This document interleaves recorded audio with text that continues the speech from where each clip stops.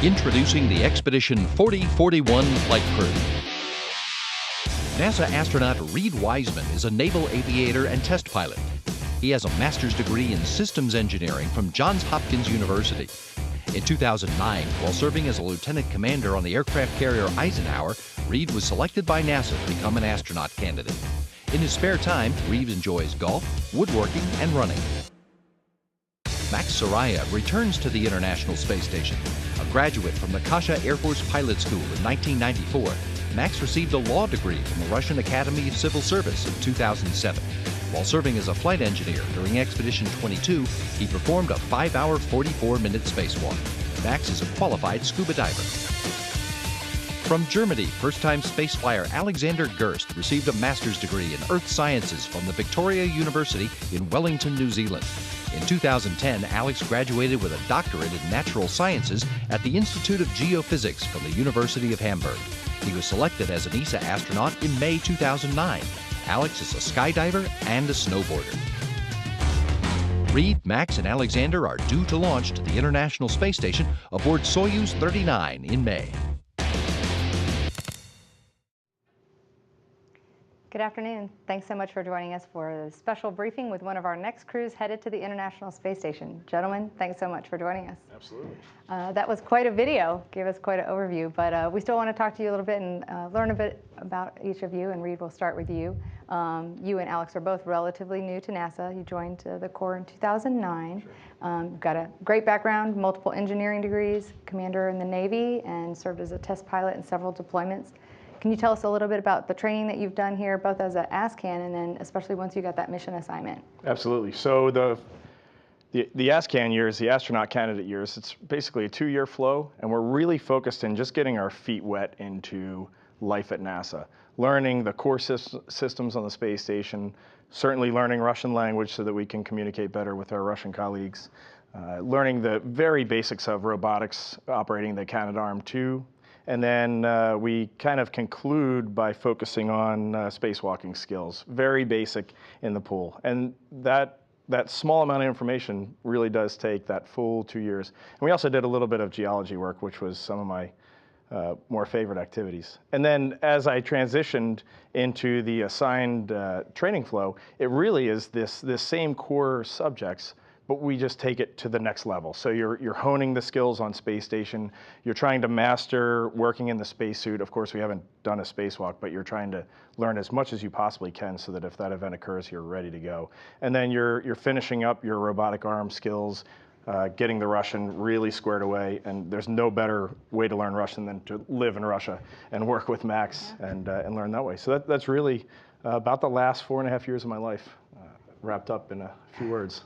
Probably seems like a blur at this point, right? It seems like a blur. It's amazing how quickly it's gone. And I'm just kind of curious, relative to the other training you've done, like the test pilot, aviation, and engineering, how would you compare this? Has it been more intense or just completely different? It is completely different, really. There are days that are much more intense, but overall, it's fairly similar intensity. The big difference here is when we launch into space, we basically have to have this incredibly broad skill set. And my previous professions were more focused on individual missions. Let's train up for this, we go fly this. Train for the next, go fly that. And for us, we kind of need to have our hands on everything, because once we launch, it's 6 months and it's all on us. So speaking of, this will be the first space flight for the two of you. So rookies training together. And I think that might be kind of special to have two rookies preparing together. How did that work out? Did you guys study a lot together or rely on past veterans to help you through? How did that go? Certainly for our time in Russia, where we generally don't have our families there, there's been many nights where Alex and I have spent, especially studying the Soyuz, our launch and entry vehicle. For the space station, we're together basically all the time, every day. We're together in our classes. I don't know if you want to expand or not. Yeah, I guess it really depends on which training you do, where it's really beneficial to work together a lot. Like for the preparation for the NBL runs, the training runs in the space suit, in the dive tank that we have here. It's very important that you prepare together, because you need the same mental picture of the tasks that lie ahead, and So you get the timeline in your brain basically, because it's a lot to remember there. You have a 6-hour timeline basically, sometimes down to single like hand motions that you really have to memorize. And also in training you actually do this training by developing those timelines. Like you're not just given them, but you actually need to develop them in order to really think about the intricacies of doing a spacewalk. And that is really the time where you spend hours and hours together really preparing for the day of the run. Yeah, so you probably all three know each other very well at this point. Maybe a little too well. Speaking of Max, how is it for you having, this won't be your first mission, you're a veteran, and having two rookies on the flight, how's that been? You want me to answer in English or Russian? English would be great, or Russian, and then they can provide us with... Ну, давайте тогда на русском, поскольку я из России. Да, но мне очень приятно и очень комфортно работать с этими ребятами. Given the time from Russia, let me answer in Russian. It's very nice for me to work with these guys. Потому что действительно ребята профессионально, я считаю, готовы. Потому что они знают очень много, они очень старательные. Мы прошли очень большой курс тренировок с ними. И как тренировки только касаемые науки и каких-то научных тем. И что касаемо тренировок по выживанию, то есть я абсолютно в ребятах уверен. Я думаю, что у нас будет хороший экипаж. They know a lot. They're really professionally well trained. We've gone through a lot together, both as far as research and science training and as far as survival training is concerned. I am absolutely certain of them having my back. Right. It's a great way to start the mission. Well, we have a packed room here at the Johnson Space Center, so I'd like to jump in with some questions. So we'll start with media that are here at Johnson. If you can give us a minute just to make sure we have our cameras in place, and then state your name and affiliation. And I believe we'll start over here first.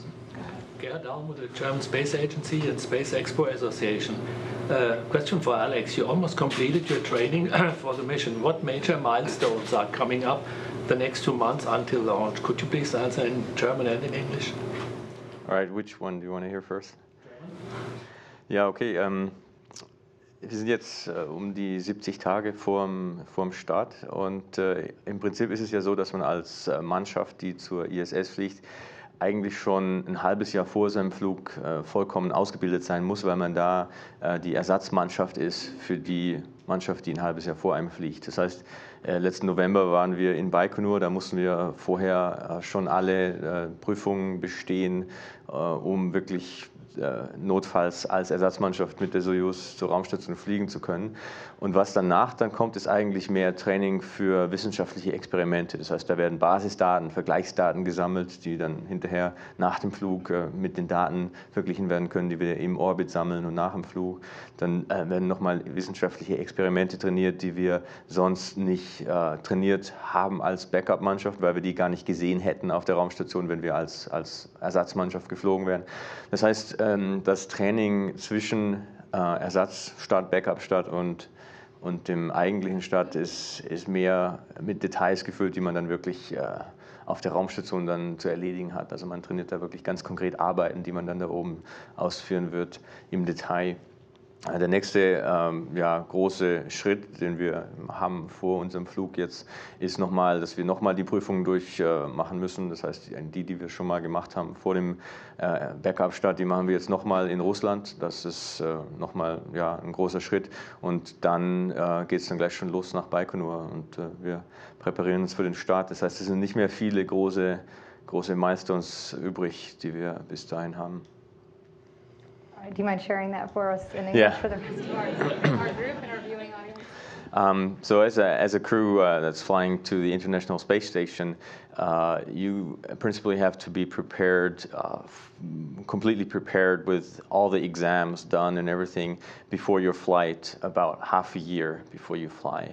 And that's the time when you're a backup crew for the crew that flies half a year before you fly into space. And that means all the major milestones you have to go through until that point. So between the backup start and the prime start, which for us is the 28th of May. We mainly train payloads, experiments that we would not have seen on space station if we had flown as a backup crew. Then we collect baseline data for scientific experiments that the scientists need to compare for the data that we collect in space or after we return. And that's mainly what fills our days right now. Of course, there's also last-minute training for tasks that came up that we will do on orbit. We train these in detail, like exchanging a certain part of space station that I haven't trained on so far, but that just came up because it might be a hardware that needs to be changed out. So that's kind of last-minute training that we do now. And the only remaining milestone is the repetition of those exams that we did also for our backup start, which is in Russia. It's the Soyuz exams in the Russian part of the stations. So it's a 2-day big exam that we have to pass in order to be qualified to fly to space in the Soyuz capsule. And that's about the only major milestone that remains, and it's already going to Baikonur and preparing for the launch. Okay, thanks, Alex. I think we had a question here, Gina. Gina Sinceri, ABC News, for Alexander and Reid. You're both active on social media, and I'm just curious how you will use that on orbit to share your experiences with your followers. So we're both rookies, and I think that adds just a little touch of, maybe not passion, but just a little unique perspective. We have not flown to the space station. We haven't even flown into space. And so every event for us is kind of new. And I think if I can share that on Twitter, that almost childish enthusiasm for the mission, that's really something that I look forward to. All the unique events that I have. Well, I just opened my food and I have Cheerios everywhere. Or, this experiment went really well, but this one was just terrible, and here's why. If I can get that across, that would be great. And then another thing that I would love to do on Twitter is try to get the folks that are following us involved just a little bit.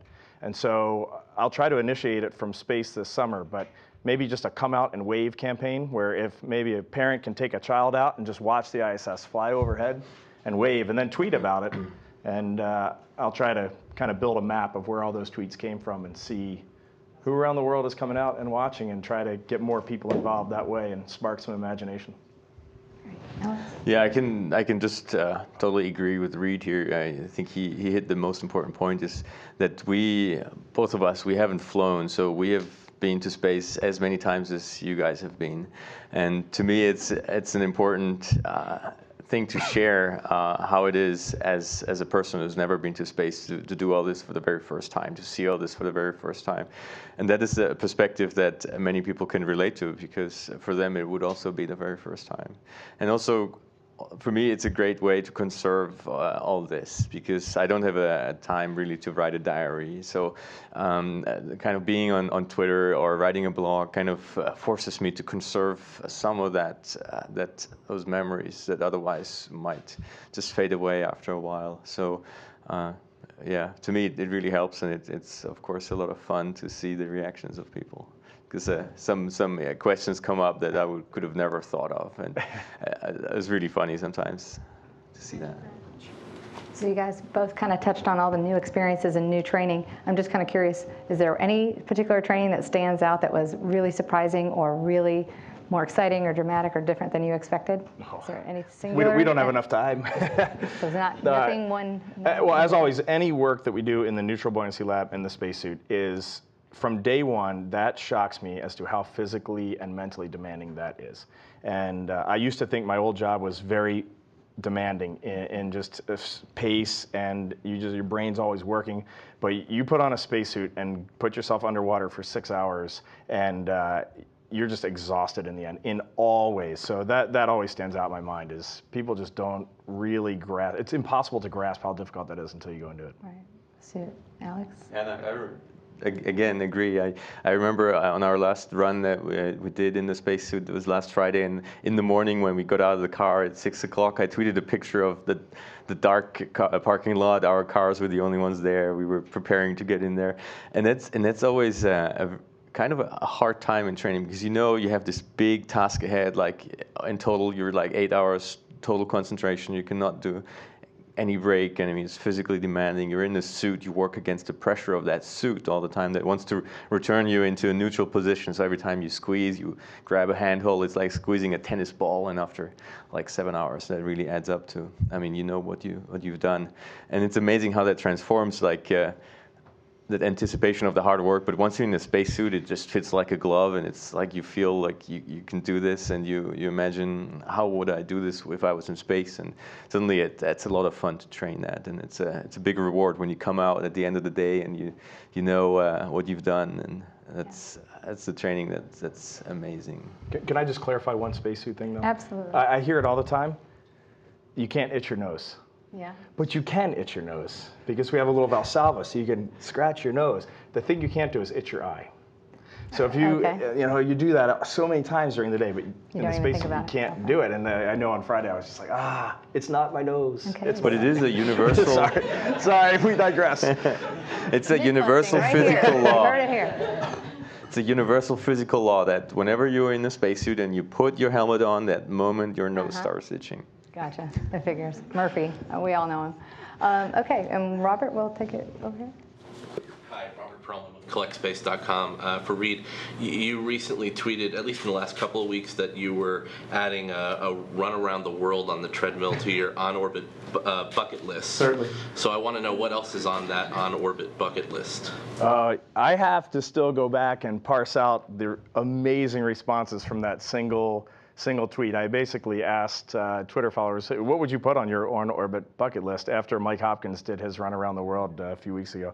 So certainly run around the world is on there. I have to look out the window. I really want to take photographs of the places that I've lived. That's kind of just a personal ambition. And then really, I haven't finalized this. I do need to do some work on it. But just sharing this experience is number one on the bucket list. If I can get that done, success. Okay, I believe we have another question. Jim Oberg with NBC. Hello. And it touches your question about two new guys and the veteran going up. In the spare time, after midnight, are there any occasions when, and Max you can answer too, when he will tell you something the teachers won't tell you, but let me tell you how it really is, and here's what you have to, they won't teach you this, but I will. Any secrets of your experience, your blogging, anything else that you've shared with them, or that they can pass on? Well, did you see if I'll gladly start with just he told us this one last week. When we first get on board, we were over in the space station mock-up, and we were going through some class with a bag, and you open it up, and inside are all these little parts. And Max just chuckled, and he said, when you do this in space, take this bag into your crew quarters if you do it in the first few weeks where it's real small, and open it up in there so that when all this stuff flies out and it's floating around everywhere, you're in a small little room and you can grab the parts. Because if you open that up in the US lab, it's going to take you 6 hours to go collect all that and put it back in the bag. So the things that we gain from Max and from the other veterans are the things that are impossible to teach from a 1G perspective. So how do you just live in microgravity? And he's done a great job teaching us that. Like how to fly at the beginning. Maybe you can tell that again, because No, it's okay. basically he said like he basically said when you fly to space the first time, people tend to float with their kind of legs a bit spread, and that just for stabilization, and that sometimes leads to kind of ripping down things on the walls that you don't want to rip down. So he kind of recommended take something like a book or and put it between your knees to force your legs to be closed, because that way you have a slimmer profile floating along station. That was, I guess, one of the ones that I tried to keep in mind when coming up there first time. Sounds useful. Thank you.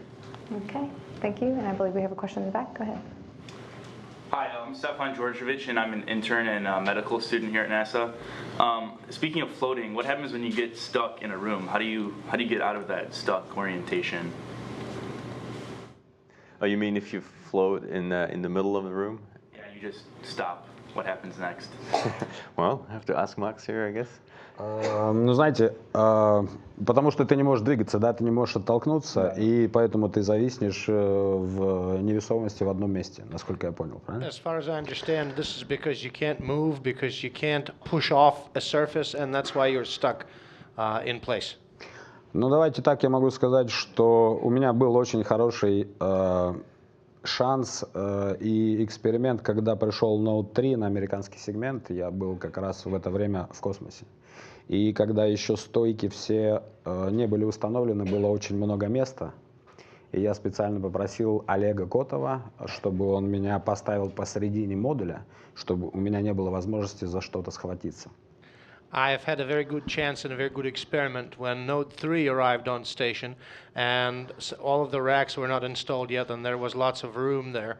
I asked Oleg Kotov to place me in the middle of the module in a position where I couldn't grab onto anything.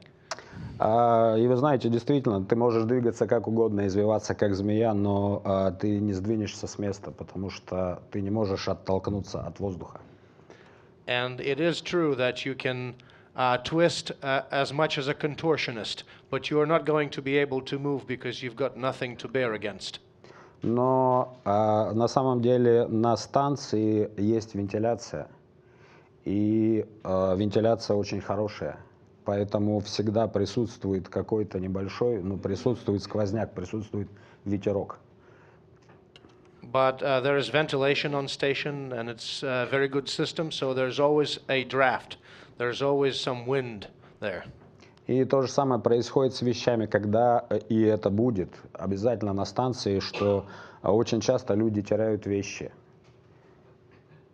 The same thing happens with things, and that's going to continue to happen on station. People lose their stuff frequently. Единственное место, где ты можешь найти потерянную вещь, это вентиляционная решетка, потому что рано или поздно все равно она туда прилетит, то есть ветер и сквозняк ее туда принесут. The only place where you can find something that you've lost is a ventilation opening, because that's where things are going to wind up sooner or later. The drafts, the wind is going to take them there. И вы знаете, я хотел сказать, но это пришло ко мне в прошлом полете, действительно, в ходе вот этого эксперимента. Может быть, это как бы не на пленку, может быть, это... Но я подумал о том, что если когда-то в космосе будет жизнь постоянная людей, и если когда-то будут города, то это самый лучший способ держать человека в тюрьме, когда он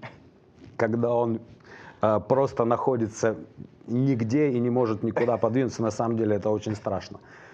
And I thought that if ever we have permanent human habitation in space, this would be the best way to keep a person confined, like in prison, in the middle of a room where he or she cannot move anywhere, being in limbo, as it were. Для этого только надо человека, большую комнату, несколько вентиляторов, чтобы они его держали в середине комнаты, и все. На самом деле, поверьте, это страшно. The only thing that's required is a large room, a person, and several fans blowing in different directions to keep the person in the middle of the room. That's scary, trust me. Okay, we're learning lots of great stuff during this break. This is wonderful. I believe one of our questions alluded to social media, and I want to remind everybody that we are taking questions real time. So we'll turn it over to Amiko, who I believe has got some questions via Twitter. So welcome, guys. You guys are both on Twitter. We talked some about that. So a lot of people on Twitter are very excited to be able to ask you a couple questions.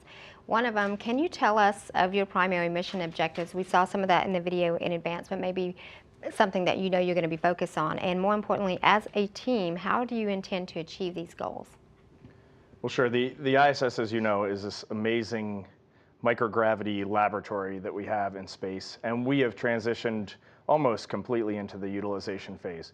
So for us, it's a continuation of the main objectives, which is how do humans live in microgravity? How can we survive up there for 6 months or longer so that we can eventually make these longer missions out to an asteroid or to Mars? So our primary objective is going to really be in the human sciences area, to really continue to see what's going on with our skin, our eyes, our heart, our bones, our muscles. So lots of good experiments in that. And then also, we have this extremely complex machine, and this machine has to keep us alive. So continue to stress these environmental control and life support systems, our water supply, oxygen, CO2 scrubbing. We need to continue to hone these machines so that we can eventually push out further into the solar system. And then also just with the station extending out to 2024 now, you'll start to see in Expedition 40 and 41 where we begin to lay a little of the groundwork for this extension. We're going to move a module in 2015, so we're going to hopefully go outside and move some of the hardware around so that module can be moved. And this is getting us ready for commercial crewed vehicles, bringing up astronauts using commercial vehicles in hopefully 2017 or 2018. So those are our primary mission objectives. And how are we going to accomplish them?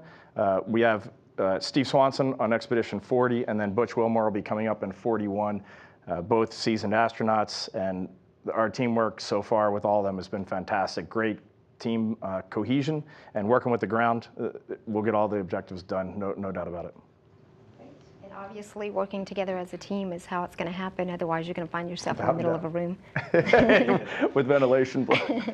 One more question for you before we go to other questions out here. How do you get accustomed to microgravity, and which part of the space station do you expect to like most, excluding the cupola? Excluding the Well, which part will you like the most? For most people that come back, Node 1 is what they like the most. And the reason is there's a dinner table there, and that's really the eating area for us, especially on the American segment. And that's kind of this little community area where the workday is done. Let's all come together around this dinner table and let's just eat. We'll share stories. We'll invite our Russian colleagues down to join us. And that's where kind of the human side memories seem to be formed on the space station. So that's really, I think, what we'll end up enjoying the most. How do we get accustomed to microgravity? Well, I think everybody has their own answer. Fluid shift, you're going to be stuffed up. Some things will be really fun. Some things will be really frustrating. We've got Max and Steve Swanson up there, and really just, we'll put the burden on those guys to teach us what we need to do. So that's the plan. Do either of you want to add to the favorite location, or? Yeah, I think again, I have to agree with Reid here, because it's really, I think, a social place in Node 1. And if you think about it, the space station has about the same interior volume as a Boeing 747. So 6 people can really distribute themselves quite a bit, I guess. And the way the work is set up is that Reid's a specialist for the US laboratory, so he's doing work in science in the US science laboratory. I'm going to do the same in the European Columbus laboratory and in the Japanese Kibo. Max is working in the Russian segment. So we're going to be spread out quite a bit on space station. So I guess at the end of the day, it's kind of nice to meet up with your crewmates and just chat about how the day went, and I'm looking forward to that. Yeah. On the professional side, so that was kind of the personal place, I guess, where I'd like to be most. And then on the professional side, I'm going to enjoy working in the laboratory modules, of course. And I think that's true for all of us. We have a big suite of experiments. I think we have about 162 experiments in the time that we're up there, and that's really a lot. Of course, the amount of training that you get and work that you put in a single experiment really varies. There's some experiments that we only going to install, just put on power, and as long as it works, it's going to be run by the ground. Then there's other experiments where we can really get hands-on, and those are the ones that I'm looking forward to working the most in. I was just going to ask if there's one experiment in particular for each of you that is something that you've really become interested in. Is there anything like that for any of you? There's one that really piqued my interest, but I had to think about it for a little while. And it's just a little footnote on our list, and that is in the Expedition 41 timeframe, we'll hopefully get 3D printer. Mm-hmm. And at first I just thought, okay, 3D printer, we'll throw it in a science rack and we'll just see if it can print. But then I really started to think about the long-term implications of 3D printing. Mm-hmm. Imagine if Apollo 13 had a 3D printer. Imagine if you're going to Mars and instead of packing along 20,000 spare parts, you pack along a few kilograms of ink. And now you don't even need to know what part's going to break. You can just print out that part. Or let's say your screwdriver strips out halfway to Mars and you need a screwdriver. Print out a screwdriver. So really, I think for the future, that's pretty fascinating. I really like that, and it'll be fun to play with that on orbit. I was just going to say, we can expect a lot of gadgets being cranked out now while you're up there. It doesn't print food yet, though. Soon, I heard, soon. Not yet. Anything for either of you? Particular experiment that you're interested in or looking forward to working on?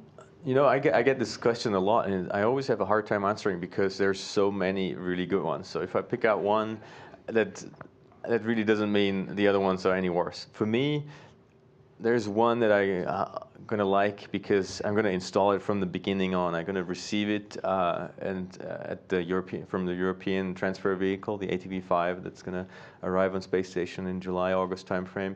And I'm going to install it in Columbus, and I'm going to check it out, do the tests, and maybe see the first runs. And that's the electromagnetic levitator. It's an alloy furnace that enables us to investigate alloys, physical properties of new materials that we cannot test on Earth, because the way that you need to investigate or get out those secrets of that little drop of molten metal is that it cannot touch any furnace or any box that it lies in, any surrounding place. And if you think about it, that's completely impossible on Earth. We cannot do that for longer than a few seconds, maybe on a parabolic flight or in a fall tower. And by bringing those materials to space, we can actually have them suspended in the middle of this furnace without touching anything for hours at a time, and we can actually extract all those physical properties that we need in the future to model new alloys on Earth. So basically, we just go to space to fill in some gaps, but very important gaps in knowledge for finding out new materials on Earth. And in the past, we had similar experiments, not quite as advanced as that one, but in the past we did generate new materials that were half as heavy for the same strength that you find now in aircraft turbines, new engines. And for me, it's really exciting to possibly work on the material that we will find in 10, 20 years down the road in new machines or new aircraft, and help us save fuel and save the environment. That is really exciting for me. Yeah, it does sound like a good one, and just one of the many examples of the valuable science being done up there. All right, I want to turn it over now to the phone bridge, where I believe we have one reporter, Miriam Kramer with space.com. Hi, yeah, thanks. I am just curious, does the fact that you're going to space actually feel real yet? And if it does, when did it start to feel real for you? And if it doesn't, when do you think it will? Just start it off? Yes, maybe. I don't want to say I'm a pessimist. I think I'm a realist. But when you get assigned to the mission, you just think it's so far off in the future, and there's something will stand in my way of getting this complete.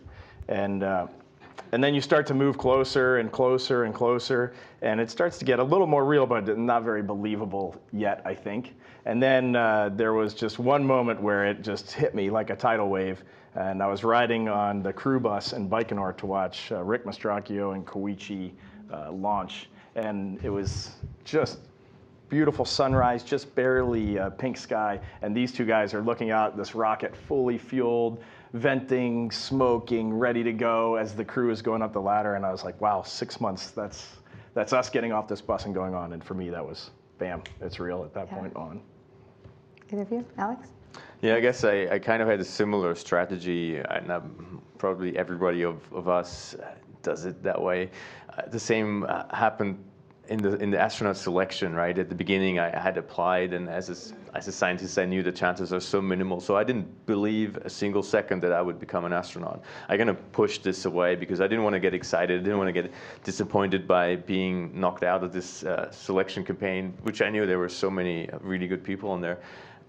No, only at the end, when it came down to like 10 people, and I kind of knew that I do have a chance. That's when I did not manage to push this away as it becoming real, and that's kind of a moment where you're kind of vulnerable, because then if you fail, or if you get knocked out, then you're really disappointed. And the same thing I kind of did for my space flight. I knew that there's so many things that are possible to get in the way. I mean, you might get hurt, there might be a medical thing, there might be a technical thing, some things that are completely out of your control. So I always had this psychological barrier saying, I might fly to space, but I'm not getting excited about it because maybe not. And even now I'm saying, hey, in 2 months, I don't know what's going to happen. But really going to Baikonur and seeing your friends climb in that rocket and launch to space, friends that you have spent the last 2 years training with, the last 2 weeks very intensive, you lived in the same hotel, you had shared every meal, you shared every lesson with them, and you saw them suit up, you actually helped them suit up in the morning, and you see them climb in that rocket and fly up there. I was excited for them, and I could not push it away. I was like, wow, this feels really real.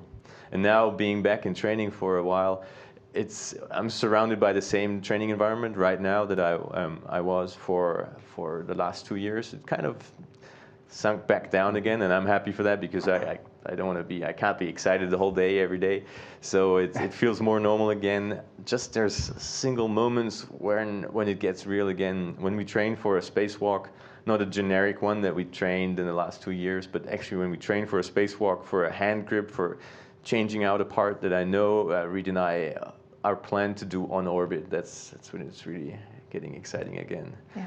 And I guess anybody would be lying if they said they would not be excited once they sit on the rocket fueled with 26 million horsepower underneath them, igniting. I think that'll be an exciting moment. I would think that would do it. That would be an exciting moment. Okay, we want to switch now to the European Space Agency, which has some media they're hosting, and they also have some questions. Hello, Nicole. This is Jules Gransai at the European Astronaut Center here.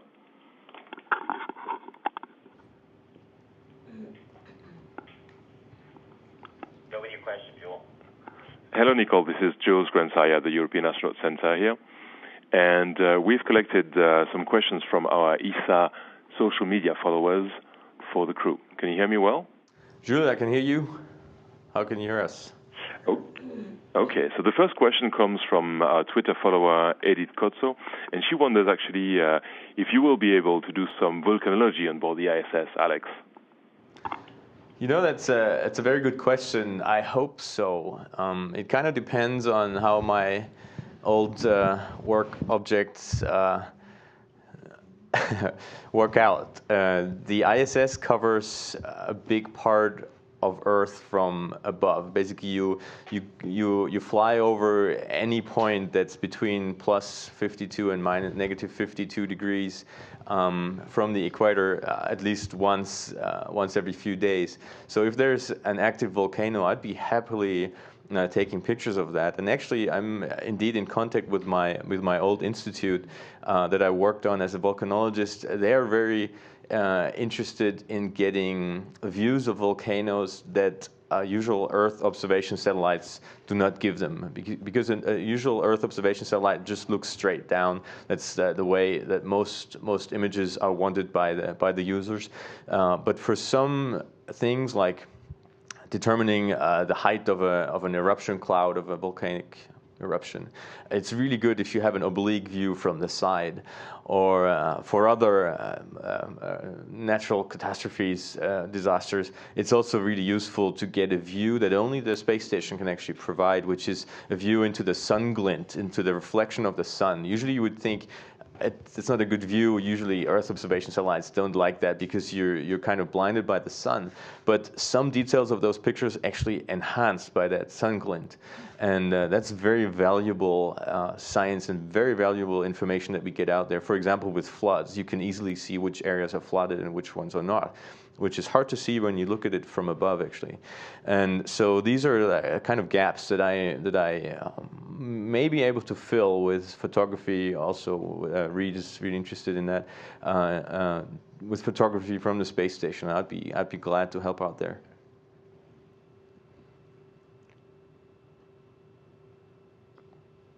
Okay, and we're ready for the next question.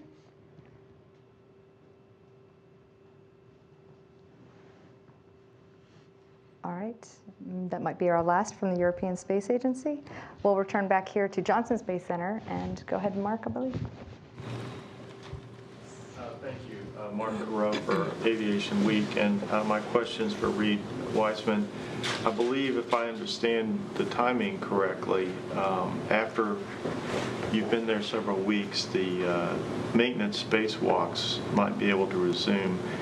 And I wonder what you're sort of anticipating that you may need to do first or second, and what you've trained for altogether in that regard. So what are the objectives of these spacewalks, basically? You said one very key word in there, and that was maybe.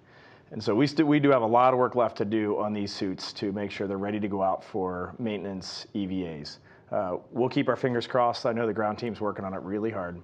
On the schedule right now, we have 2 planned EVAs. They could slip out at a moment's notice based on the readiness of the hardware.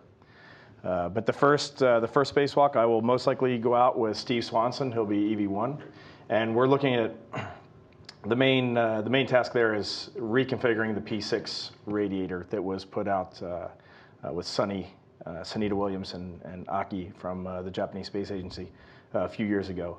So we'll go and refill some of the ammonia fluid out there, and then we will stow that radiator, and that will be a solid 6 hours of work. We have a few other little get-ahead tasks that we may do, but that's our primary focus. And then a week later would be the second maintenance EVA, and that would be myself and Alex heading out. And the primary objective there is to clear the pump module, which Rick Mastracchio and Mike Hopkins put on this grapple fixture called the POA. And we need to clear out that POA so that we can do other contingency EVAs in the future. And so the main thing will be removing that pump module and getting it stowed in a more long-term position on ESB2. And then provided that that goes well, that's actually going to take us about 3 hours. Alex will be riding the arm. I won't necessarily say it'll be easy, but it's a fairly straightforward portion of the EVA. But it's about 3 hours. And then after that, Alex and I will split up, and we'll be kind of running all over station doing some smaller tasks. I'll be rewiring part of the mobile transporter, and then we'll meet back up, and we have a good chance to do some get-aheads, maybe reconfigure some of our lights that aren't working so well and cameras that aren't working so well. And then maybe some cleanup on the MLM from Luca Parmitano and Chris Cassidy's EVA that got cut a little short. That's it in a nutshell. Okay, and I believe we do have the European Space Agency back with us with 2 questions, so we'll return back to them. Thank you very much. I've got another question actually from our Twitter follower, Caramel. It's about, it's for Alex, about what you're feeling the most apprehensive about. Well, I guess not having been to space, I'm looking forward most to the perspective that we get there.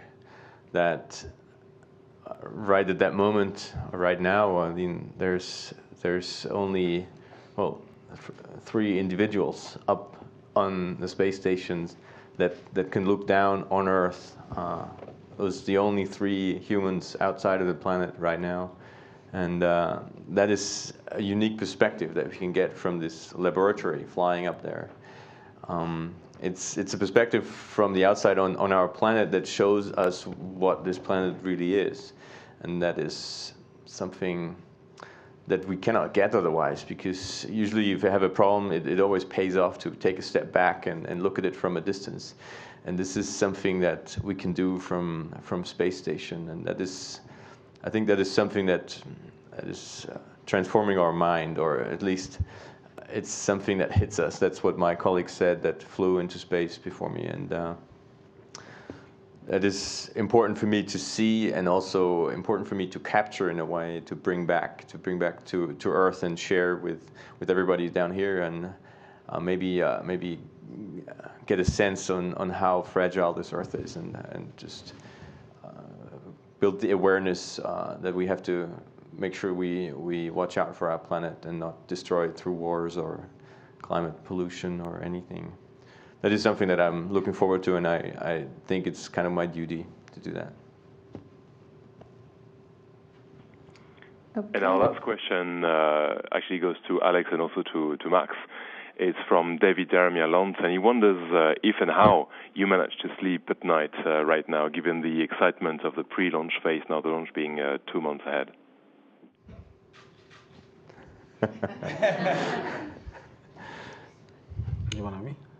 Ну, окей. Я могу сказать, что на самом деле период предпускового возбуждения у меня еще не наступил. Пользуясь, ну так скажем, знаниями, которые были перед прошлым полетом, я так думаю, ощущение, что ты уже почти полетел, это, наверное, приходит на Байконуре где-то, может быть, дней за 5, за 7 до старта. То есть, когда действительно с утра до вечера ты уже сконцентрирован на своем полете, с утра до вечера ты уже продумываешь, как все это было, и то есть есть у тебя такое чувство, что ты почти уже улетел. Но, как говорят у нас в отряде космонавтов, что никогда нельзя быть уверенным на 100% до тех пор, пока ты не сядешь в лифт, который на ракете, в лифт, который поднимет тебя к люку. Но и тогда еще нельзя быть уверенным на 100%, потому что может быть всякие технические проблемы, может быть проблемы, которые не зависят от тебя и могут старт отложить. Поэтому я сплю на данный момент очень хорошо, и я пока еще не в той эйфории предполетной, которая будет. I don't yet feel the pre-flight excitement, not yet.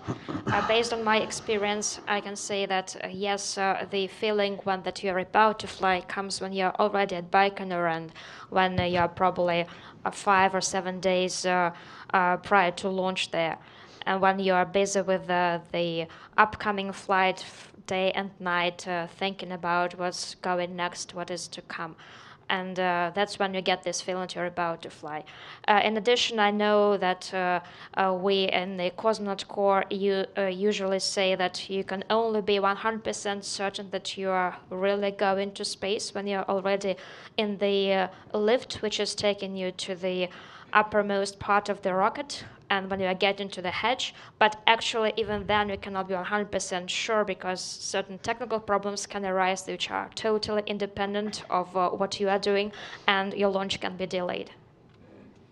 So for now, I'm sleeping really quiet and I'm fully calm. You seem really calm. We're with you. And Alex? Yeah, I sleep very well right now, mostly because I know everything is on track. There are no major problems, nothing technical that could get in the way. So to me, I'm relaxed because we're on track. And also, I think as an astronaut in training, you have this psychological mechanism kicking in that you're not really thinking about space most of the time as you did before you became an astronaut. I noticed that with myself. When I used to see a picture of space station before I became an astronaut, I was immediately full of wonder, and I looked at Earth and how beautiful it is, and I was excited by the thought to fly there.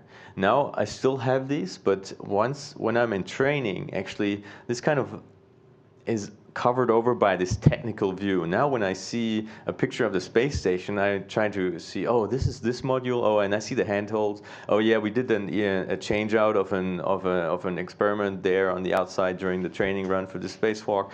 So suddenly I have this technical view which covers over the romanticism sometimes and the excitement of actually flying to space.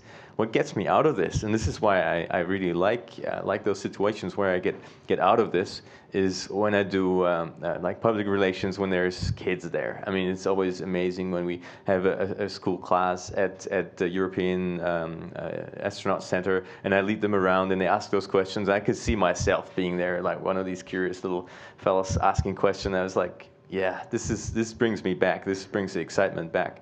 And so I know this will come back at the latest in Baikonur when we really see that rocket, when we climb in there. I know this is back, and I know this is still in there. But in training, actually, that mechanism is not so bad because it kind of keeps you on a technical level without being too excited about all this all the time.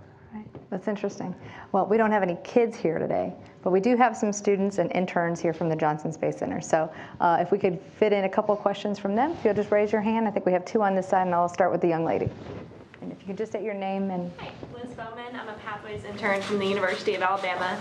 And this is for anybody, but what do you plan to do to inspire today's students to spark interest in space exploration? It's a great question. I think as a parent of two little children right now, you start to realize as a parent that things that you set off to inspire kids with, that may not be what actually clicks with those children. And if you think back to your own childhood, I guarantee there were things that your parents almost did as kind of a side note or a footnote in your life, and that is what sparked you. Like for me, my parents took me to Annapolis one year to watch the Blue Angels fly, and I think they did it because they wanted to do it. But wow, it ignited me huge to go fly these jets for the U.S. Navy. And so I think just spaceflight in its own is so beautiful, so complicated, and so unique that we could try all day with specific tasks, but it's the things that we don't try that are probably going to really ignite the minds of some children. So if we can relay the message, great, but just going up there and working, I think, is a phenomenal motivator. Okay, I think we have another one from the side. Go ahead.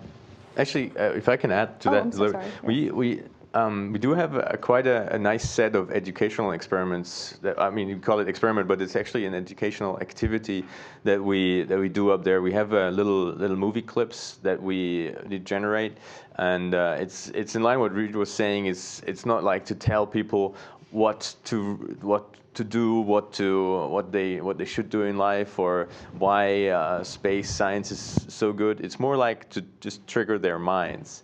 And this is what Plutarch once said, right? I mean, the mind is not a vessel to be filled; it's a fire to be kindled. And that's what we're trying to do, like with little experiments that we do in space, just to show how different the space environment is to us on Earth. Like we do little things where we just like show small physical effects that we're used to on Earth, but they're completely different in space. And we send those videos out, for example, and just to give children a starting point to think of, oh, the world is not only what I see outside my door every day.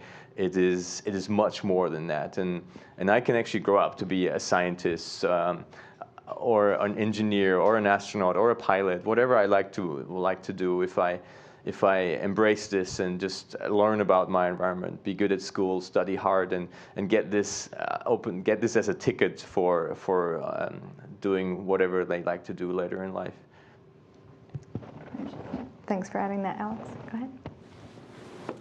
Hi, my name is Joshua Woods. I'm a junior at Columbia University, and my question is, basically, the ISS is a huge engineering project, probably one of the greatest that mankind's ever done, and it's accomplished that way through the collaboration of over a dozen different countries since International Space Station. And with that, you get advanced capabilities, more access to resources, all these different advantages, but also you have to overcome different language, cultural barriers, all these sort of things, and it's worked out pretty well so far. ISS is still going above the Earth, but in you guys' opinions and based on your experience, how do you think this will affect human spaceflight in the future when, say we have an ISS-2 and we have not a dozen different countries, but 2 or 3 times as many working on this one project when we're trying to put together all these different philosophies and cultures? How do you guys see that working out in the future? It can certainly bring some minor frustrations at times, and it can cause just a little more work. But I think sitting there watching a switch between English, Russian, and for Alex, any language on the planet that he would like to speak today. It's called German. And among 8 others. Anytime you bring in these outside cultures, viewpoints, and technical capabilities, knowledge, it offers so much more to this program. And I've learned so much just working with Russians and Germans. And so from that perspective, you can gain a whole lot. But taking a step back and looking at the bigger picture, if we really want to get off this planet beyond low Earth orbit, it's a financial problem, and it's not one that a single country is going to solve. It's one that our whole world is going to solve together. And so whether it causes a few little hiccups along the way, it's definitely the only solution that we're going to have. And me personally, it's a solution that I want because it brings together all of these people, and the result is fantastic. So I'm a big fan. And it's something that shows us, just as you said, we as different countries, different nations, we have something together that is so precious because it gives us the science, the perspective, the first step out into space that nobody wants to give away. And that is a huge incentive to work together, like to work through day-to-day problems that you might have. It's just too precious, and half a space station doesn't fly. Like you really need to work together, and that's I think one of the major achievements of this wonderful laboratory. I mean, if you think about it, basically what you said, right? It's been put together by, I heard once, more than 100,000 individuals actually worked, and the parts that came together on orbit, they most of the time actually have never met down on Earth. So you really have to work well together to make that all fit together. And if you told me before we have this project, this is how it works out, I would say that'll never work. That'll never work together. But we have this space station up there, and it flies well. And we're sitting here as an international crew, and we work well together. And that shows it's feasible. And I think that's a very good perspective for the future. All right. Thank you, all three of you, so much, and thank you, everybody, for joining us. We are out of time. That hour went by really fast, and we want to remind everybody, again, that you can follow Reid and Alex on Twitter, and you can follow all the mission updates on our website at nasa.gov/station. Thank you. Thanks, Nicole. Thank you. Thanks, everybody.